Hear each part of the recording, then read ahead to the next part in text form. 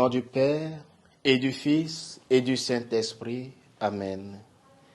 Viens, Esprit de Dieu, viens, lumière des cœurs, toi qui scrutes les profondeurs, toi qui illumines les yeux de notre cœur, toi qui te joins à notre esprit, viens, nous te magnifions. Amen. Le Seigneur soit avec vous. Évangile de Jésus-Christ selon saint Jean. En ce temps-là, Jésus disait à ses disciples, « Moi, je suis la vraie vigne, et mon Père est le vigneron. Tout sarment qui est en moi, mais qui ne porte pas de fruit, mon Père l'enlève.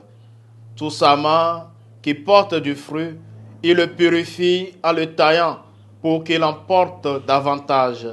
Mais vous déjà, vous voici purifiés grâce à la parole que je vous ai dite. Demeurez en moi comme moi en vous. De même que le sarment ne peut pas porter de fruits par lui-même s'il ne demeure pas sur la vigne. De même, vous non plus, si vous ne demeurez pas en moi. Moi, je suis la vigne et vous les sarments. Celui qui demeure en moi et en qui je demeure, celui-là porte beaucoup de fruits, car en dehors de moi, vous ne pouvez rien faire. Si quelqu'un ne demeure pas en moi, il est comme le sarment jeté dehors et il se dessèche. Les sarments secs, on les ramasse, on les jette au feu et ils brûlent. Si vous demeurez en moi et que mes paroles demeurent en vous, demandez tout ce que vous voulez et cela se réalisera pour vous. Ce qui fait la gloire de mon Père, c'est que vous portiez beaucoup de fruits et que vous soyez pour moi des disciples. Acclamons la parole de Dieu. Frères et sœurs bien-aimés en Christ, en ce mercredi 10 mai 2023, mercredi de la 5e semaine de Pâques, le Christ se présente à nous comme la vraie vigne et son Père comme le vrai vigneron. Quand nous décidons à accueillir l'amour de Dieu, sa présence nous vivifie, nous rajeunit et il n'y a plus de délai à la charité. Les fruits deviennent abondants dans nos vies. L'amour de Dieu est plus fort et plus vrai que toutes les illusions qui traversent notre cœur.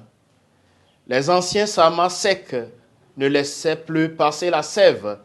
Il fallait les brûler. Nous trouvons tous dans notre vie des moments, des attitudes, des choix qui sont stériles pour notre foi et desséchants pour notre cœur. Nous les brûlons au grand feu de la miséricorde de Dieu. C'est cela qui peut nous rendre la vie. La sève de Jésus, c'est sa présence en nous. Ce matin, nous nous tournons vers lui dans la prière et en recevant l'Eucharistie, nous recevons la vie véritable. Nous voulons vivre et servir davantage pour mieux aimer.